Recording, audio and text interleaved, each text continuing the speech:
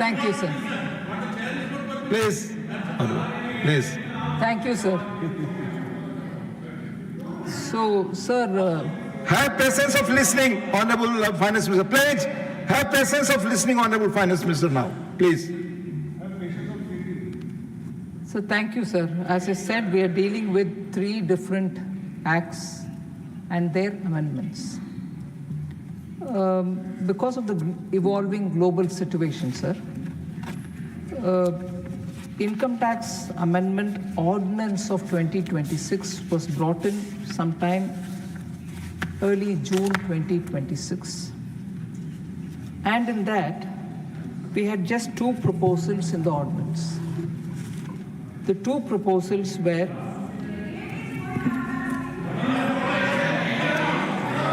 Please. Once, please, up, please, please.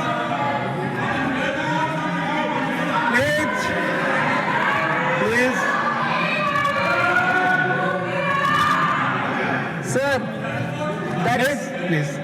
John Brittas can please stay here if he wants to hear one line, sir. Yes, That's I a told you, typical Chair. communist style. Blast everybody with not facts. Twist the facts and do something, and also demand my right, I have to speak, all that. And when actually the replies are going to be given to them point by point, they don't have the courage. Cowards! Communists in this country are total cowards. Member has proven that. They can't face facts, but they will go on filibustering, making noise. I have a right. They don't have a right to listen. When the reply is given, I feel like saying it's my right to stand up and reply. I honor every member for whatever they say and reply, taking their names. Honorable John Britta should stay here to hear the reply, because he has been creating confusion all over, not just here but in the country, because that's the tactics the communists adopt. Total lies, sir. I'm sorry, lies may not be parliamentary, untruths. So when I said there are 3 acts we are dealing with today, one is an ordinance which was passed on 5th, ordinance which was issued on 5th June 2026, in order that we can address some of the challenging global situations. And that ordinance had only 2 particular aspects. It was issued with 2 things. First was an exemption of capital gains and interest on investment in G6 to FIIs. So if FIIs were to invest in government securities, they would get exemption of capital gains and also exemption on the tax exemption on the interest for those investments which are made in the G6. So that was one thing on which that ordinance came out. The other aspect that the ordinance came out on was providing again exemption, tax exemption for capital gains and tax exemption on interest on investments again in government securities to the Bank of International Settlement. So the ordinance of 5th June 2026 had only these 2 issues, and now that ordinance will have to be made into a law or made part of the law. So we are coming with those 2, but we are not coming with just those 2. We are bringing in newer things as well, in addition, that is. So what are those newer things, sir? Again, keeping the global developing dynamic situation in mind, we have come up with a few more additional points which relate to taxation and other laws. So the first one, I'll be very brief about what are the additional things which are coming in. The first one is to extend the exemption period which are provided for foreign companies which provide capital goods equipments to a contract manufacturer. Take an example, sir, of some kind of a commodity which is being produced. But when producing that, they need certain tools or equipments to produce that. Those tools and equipments are not manufactured in this country, but they need that here. They may bring it here, use it here, and once the production is over, it may go back or it may be left behind because they are specifically made and designed for the production of these kind of tools. So for them, the exemption of tax, the exemption from tax for those equipments which are uniquely for the manufacture of certain things that are produced in this country. So that with some conditions, we are allowing that exemption.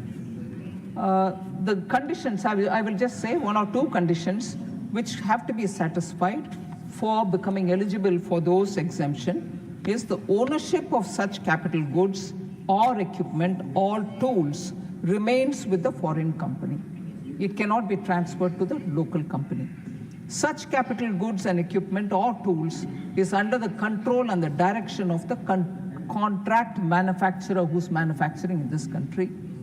Third, the contract manufacturer should be company resident in India and located in a custom bonded area.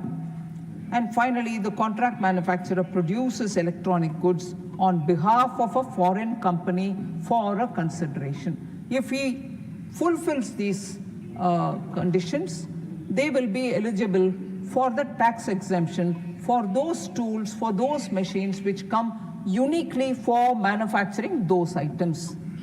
So what would this do? For instance, some of the items are laptops, all-in-one personal computers and tablets, servers, ultra-small form factor USFF, as they say, sub-assemblies to the finished goods, and so on, sir. So this is aimed at getting larger ecosystem to come into the country so that specific manufacturing, which is now giving good results for India, can now get the entire ecosystem to India so that that process of manufacturing is not a one-off item. So many other investments will come for providing additional support to that ecosystem itself and create employment, bring in newer investments and so on. So a larger ecosystem for enabling contract manufacturing for, not limited to, for mobile phones, laptops, personal computers, servers, and related equipments which can be done in India. So that is one of the additional thing over and above the two ordinance-related matter. The amendments are for this. The second one, sir, amendment of conditions of provisions providing exemption to a foreign company procuring data services from a specified data center. So this also comes with a lot of, and this exemption is provided up to the year ending 31st March 2047. Long-term certainty so that investments come. These are big ticket investments. They have to come with a certain certainty which can be provided to them. They also have a lot of such conditions. Now, what is the outcome that we're expecting by bringing this?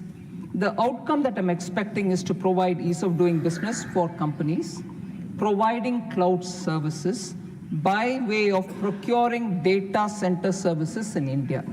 The amendment is also expected to enable much larger ecosystem, again, of Indian data centers, providing data center services to a foreign company. The reform will enable AI data cities in India and is expected to bring in significant investments for AI data cities in India. Sir, I want to add beyond the language of the Act itself, which I've partly narrated, that there is an apprehension that this is only for foreign companies. These kind of exemptions are not going to be available for Indian companies. It's not true at all, sir. I want to explain how. This will enable, sir, current data centers to expand their footprints and services for foreign cloud service providers. There are foreign cloud service providers, but there are very many Indian companies providing services to them. They also get covered. This will have the impact of large-scale expansion and setting up of hyperscale data centers in India. Also, the investments, the assets, this is a very critical and important point, sir.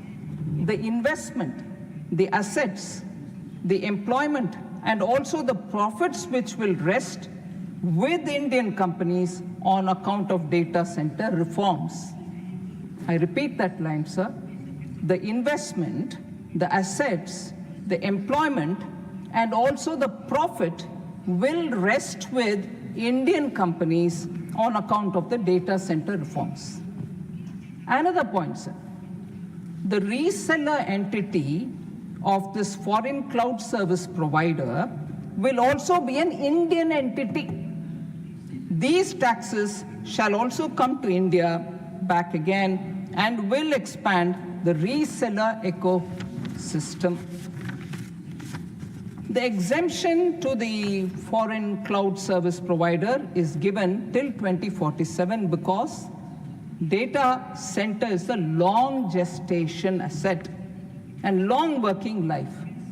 Investor makes heavy investment and in turn seeks certainty of tax treatment. So it is not just for foreign companies. In fact, the Indian company ecosystem can expand because of this exemptions that we are giving. Third, sir, other than the two which come along with the ordinance which have to be made into a law, the additions that we are making, the third addition is exemption to foreign mining company engaged in the business of selling rough diamonds. I can't see member Vikramjit Sawhney, who spoke elaborately on this point.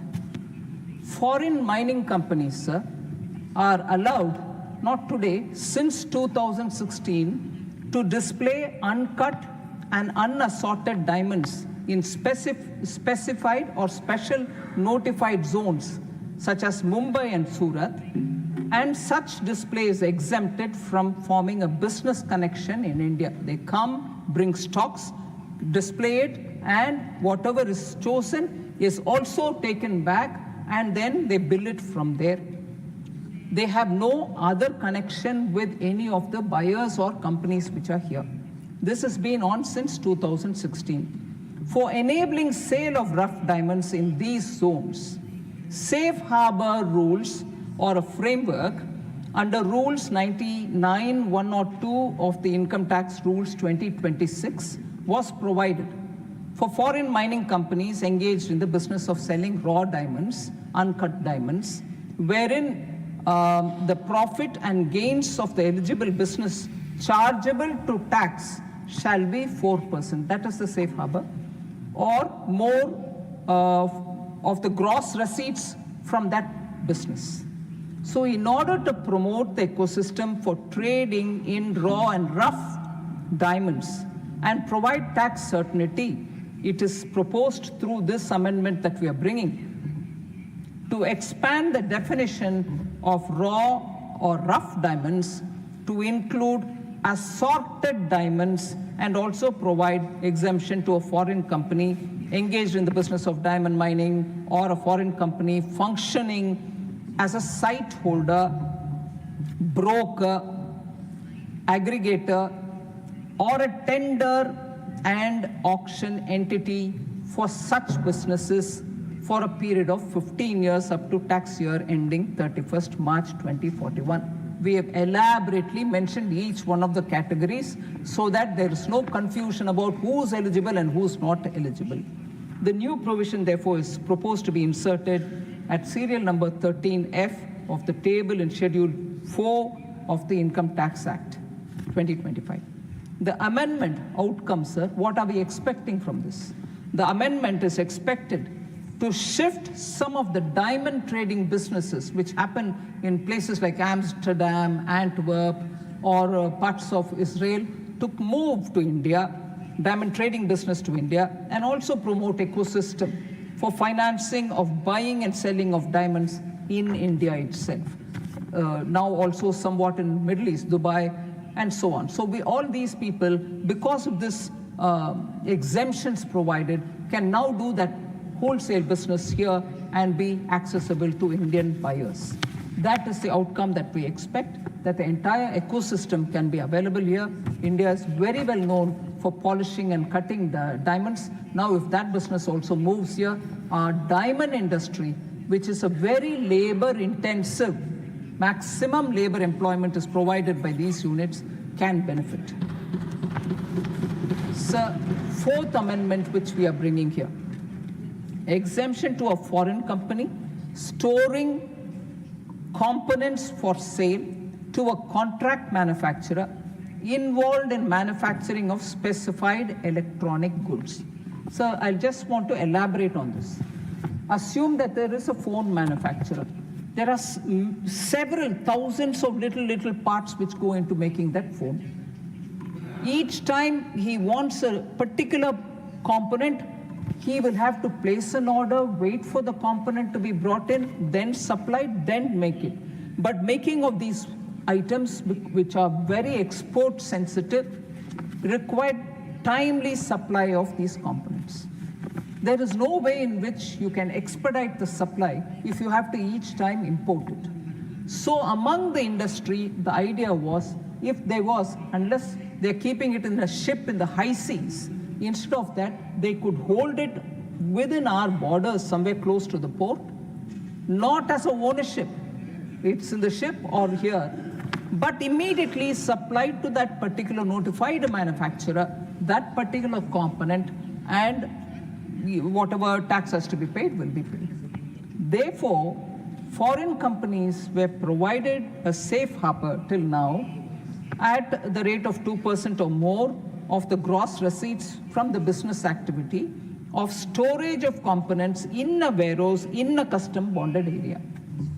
So the framework is part of Rule 99 to 102 of the Income Tax Rules 2026, applies where such components are sold to a contract manufacturer, specified fellow, of specified electronic goods. So what are we proposing now? Accordingly, it is proposed that exemption may be provided on the income of a foreign company storing components for sale to a contract manufacturer involved in manufacturing a specified electronic goods for a period of 15 years up to the tax year ending 31st March 2041. So the specific or specified electronic goods are, again, mobile phones, laptops, all-in-one personal computers and tablets, servers, ultra-small form factors, USFF, sub-assemblies to the finished goods mentioned in clauses 1 and 2, that is phone and laptops, hearables, wearables, and accessories related to finished goods mentioned in clauses 1 and 2. So what is the outcome we are expecting out of this? Amendment is expected to enable a much larger ecosystem for contract manufacturing of mobile phones, laptops, personal computers, servers, and related components in India. So the fifth additional thing that we are bringing on is exemption to a unit holder on dividend received or receivable from a special purpose vehicle of business trust where such SPV is in new regime. So this is a very simplified one, which I think all of us were aware of. We brought in the accumulated MAT, which was in the old income tax regime, sort of as a final tax, and from now we wouldn't collect MAT under the old regime, nor do we want to collect under the new regime. But in order to exhaust the MAT or the MAT, which has already got accumulated, we said companies will have to move over to the new tax regime. Now, when they move into the new tax regime with the accumulated MAT, which they would want to exhaust, they would have a SPV in the case of InvITs and so on. They would have an SPV. That's one thing which has happened through the finance bill. In the new income tax regime, sir, we don't allow any exemptions, which is well known to everybody. But because people are moving into the new regime with accumulated MAT, they have to exhaust it. Then what happens is if they pass the dividend from their hand to the unit holder, because it's all units which come together, INVIT is a set of units, ratus is a set of units. Unit holder is an individual. When they pay the dividend in the new tax regime, these dividend receivers, unit holders, will be subject to tax. So that is inconsistent with the practice which existed in the old regime. So when they have come here to exhaust their MAT, if they are exhausting their MAT, the dividend payable, we are now exempting for in the hands of the unit holder, who's an individual. So the SPV of a business trust may also have to move to the new tax regime, either to avoid final MAT tax in the old regime or to avail accumulated MAT credit in the new regime, which is what I explained. So this will lead to unit holders losing the exemption on dividend income, which is why we are giving the exemption to the unit holder. What would this be as an outcome? The amendment is expected to further boost investments in real estate and infrastructure through business trusts, because we are making it consistent. So the sixth one and the last one is over and above the two which were part of the ordinance. The sixth one is relaxation of conditions for eligible investment funds where an eligible fund manager relocates into India. So this is a very interesting case because as per 9(2) of the Income Tax Act 2025, income is deemed to accrue or arise in India if it accrues or arises directly or indirectly through or from any asset or source of income in India, or any property in India, or any business connection in India, or transfer of capital assets situated in India. Now, when all this is so completely India, there are cases where a fund operates outside, but the fund manager is located in India. In order to exempt such cases, several conditions have been prescribed in respect of an eligible investment fund and also the fund manager. Presently, there are 13 conditions for the eligible investment fund and 4 conditions for the fund manager. Some of these conditions stand relaxed in IFSA. However, there have been persistent representations from the industry to rationalize the said conditions so that fund managers could relocate to India. So, Schedule 1 of the Income Tax Act of 2025, sir, is proposed to be amended. So that's the amendment, the sixth one, to relax the conditions for being an eligible investment fund. It has been proposed to reduce the number of such conditions from 13 at present to only 5 conditions to rationalize the said conditions. The proposed 5 conditions are these: fund is not resident in India, fund is resident in a country or specified country which is having a DTA, double taxation avoidance agreement with India, or in a notified jurisdiction. Aggregate investment by Indian residents does not exceed 5% of the corpus. Fund does not carry on or control and manage directly or indirectly any business in India. No person acting on behalf of the fund engages in any activity which constitutes business connection in India other than the activities undertaken by the eligible fund manager. So what is the outcome that we are expecting out of this, sir? The amendment is expected to promote fund management activity in India. Sir, globally it is recognized Indians are exceptionally good in fund management. We want more of them to come reside in India and manage funds. Funds can be outside, but if the fund manager comes to India, we are able to have better administration and more people who are very good in this field can get opportunities within India. So the amendment is expected to promote fund management activity in India, as it will enable relocation of fund managers to India. As I said, Indians have much expertise in fund management, and it is expected that many fund managers of global funds will relocate to India in IFSC or also elsewhere in the country. So ordinance plus these amendments are the ones which we are talking about, sir. So I'll come to the most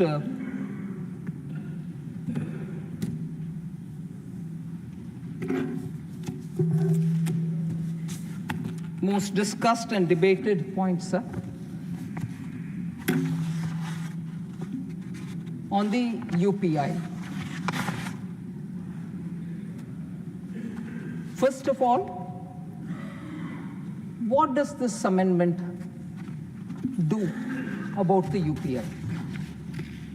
So the Taxation and Other Laws Amendment Bill, as we call this Bill 2026, which has been passed by the Lok Sabha, which is now being discussed here, proposes to amend Section 10A of the Payment and Settlement Systems Act 2007. The amendment is an enabling provision. It does not impose any tax or transaction charge on UPI users. Let this be clear. It enables the government to specify through notification the electronic payment modes that will continue to receive statutory protection against charges. So I'd like to read that again. The enabling provision that we are bringing in today does not impose any tax or transaction charge on UPI users. It enables the government to specify through notification the electronic payment modes that will continue to receive statutory protection against charges. Once the bill is passed in Parliament, the UPI and Services Steering Committee, headed by the National Payments Corporation of India, will consider and decide whether any MDR should be introduced, and if so, its scope and structure. So that is the committee which will have to see what is the scope of anything now that the enabling provision allows them. Therefore, no MDR framework has yet been finalized. Let's take that as the first step. I'll also, before I come to the specifics, want to say experience from Visa and MasterCard.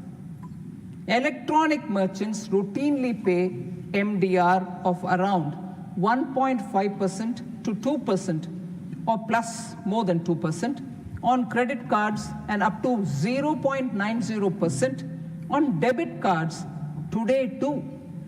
Yet major retailers generally do not add a separate charge to the customers. So you have these charges on the businesses, but they don't charge separately on the customers.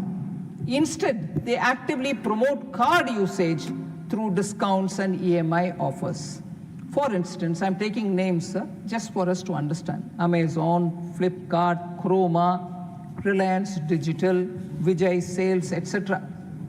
On a 10,000 rupees or up to 1 lakh purchase, you'll typically find them following on credit and debit cards, instant bank discounts, no-cost EMI options, additional cashback offers, or exchange bonuses. The merchant is already bearing payment acceptance cost because digital payments help drive higher sales and large ticket sizes. A vast number of electronic purchases are financed through EMI in one form or the other. Customers often choose a card specifically because of EMI and issuer-funded offers. UPI is currently the least attractive option in this category, even with zero MDR. Unlike credit cards, today, nobody offers rewards and issue of funded discounts on UPI. The sustainable revenue stream can actually enable more innovations such as merchant issuer offers on UPI. So just so that we talk comparably, sir, merchant or payment acceptance charges are used in several major faster payment ecosystems. Australia, sir, up to Australian dollar 0.3 per transaction or 0.50% per transaction. Brazil, about which our honorable member John Britta said, Brazil example. Brazil has 0.22% to 0.33%. I'm giving an indicative charge. Brazil has charges. China, which they'll feel very close towards, approximately 0.40%. I don't know if he'll be able to shout at Beijing, hey, we follow you. Why are you charging on NDR? Are you anti-people? China does it, it's all right. But China has charge. Indonesia, 0.30%. Japan, US dollar 1 or 1.49, flat amount. South Korea, 0.72 to 1.99%. South Africa, approximately 0.4%, capped at 30 Rand, which is the South African currency. Singapore has 1.30%. Thailand has up to 10 baht, which is their currency. US, 0.5%. Now, come to our today's situation, about which a lot of members spoke. Feeling strongly about it, sir, I want to say. Will consumers pay any UPI charge? No. UPI has remained free for consumers since its launch, and every Indian will continue to make instant digital payment without paying a transaction charge. Sir, I want to just, क्योंकि बहुत सारे members Hindi में बताए, मेरा हिंदी थोड़ा कमज़ोर है, फिर भी मैं बोलना चाहती हूँ.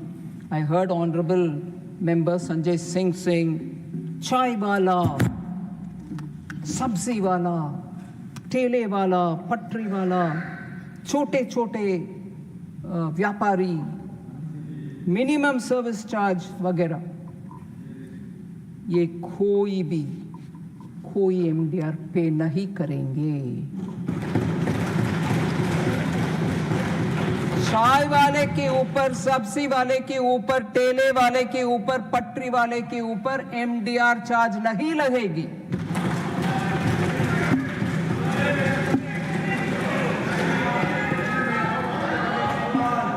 सर, छोटे मर्चेंट्स और किराना स्टोर्स हमारे इंक्लूसिव फाइनेंशियल स्कीम्स और सरकार के ये बहुत बड़ा कमिटमेंट है फाइनेंशियल इंक्लूजन का. Small merchants remain central to UPI's inclusive growth. उनके ऊपर हम कोई एमडीआर लगाने वाले नहीं है, इरादा नहीं है. इनेबलिंग प्रोविजन का हम ध्यान रखना है. Any future MDR will apply only to a limited category of merchant transactions above a certain prescribed high threshold.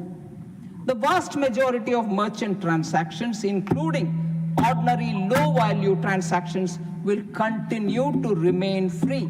इसीलिए मैं उसी शब्दों को रिपीट करना चाहती हूँ. चाय वाला, रेडी पटरी वाला, छोटे दुकानदार, उनके ऊपर एमडीआर लगाने वाले नहीं है.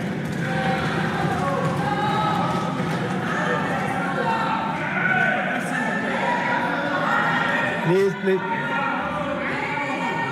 सर, ये बात हमारे कम्युनिस्ट दोस्तों के लिए अच्छा गाना जैसे मीठा मीठा लगने वाले थे, मगर वो नहीं है अभी.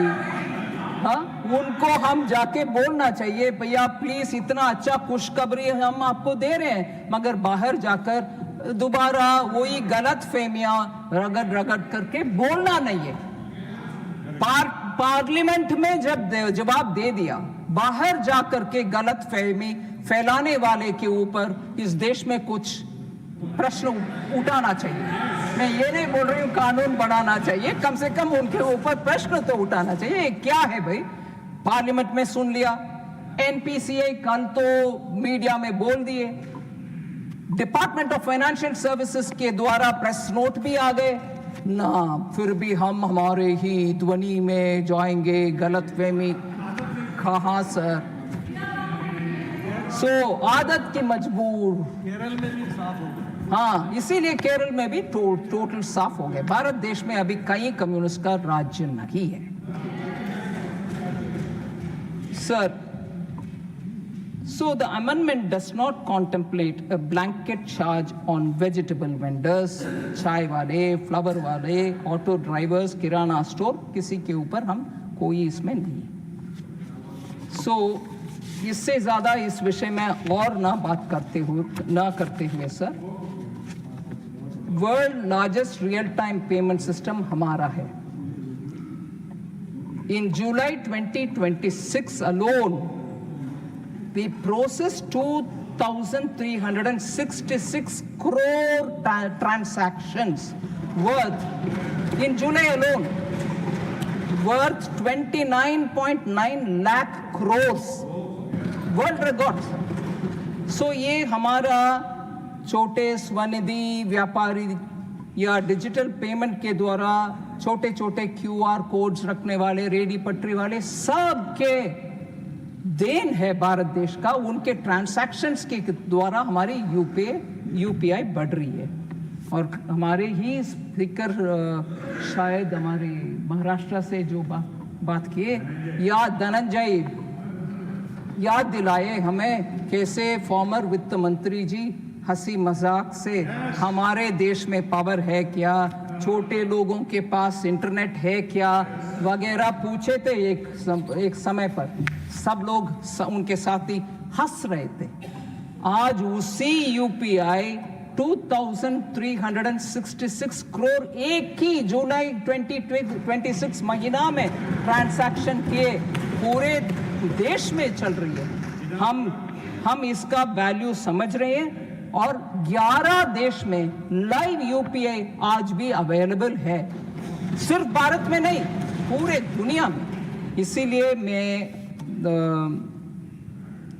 सभी मेंबर्स को ये बताना चाह रही हूँ, इस मॉडल को सस्टेनेबल रखना भारत देश के हित में, क्योंकि हमारे लिए ये बहुत बड़ा वरदान है और हमारे लिए ये बहुत बड़ा ताकत है। आज देश में बहुत विदेश में हमसे पूछ रहे हैं कि ये टेक्नोलॉजी हमें भी दे। ये मॉडल सस्टेनेबल रहना है, सेफ रहना है, रिसिलिएंट रहना है, इनोवेशन इसमें और ज़्यादा होना है। इसीलिए हम इसमें गलतफहमी फैलाना नहीं है। मैं स्पष्ट तौर से आपके सामने आपके द्वारा सभी मेंबरों को इसमें जो भी है गलतफहमियां उसको हटाने के लिए कोशिश की। धन्यवाद sir.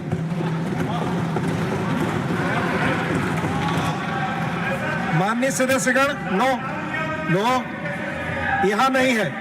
I shall now put the statutory resolution moved by Dr. John Britas. Please do not disturb. No name is there.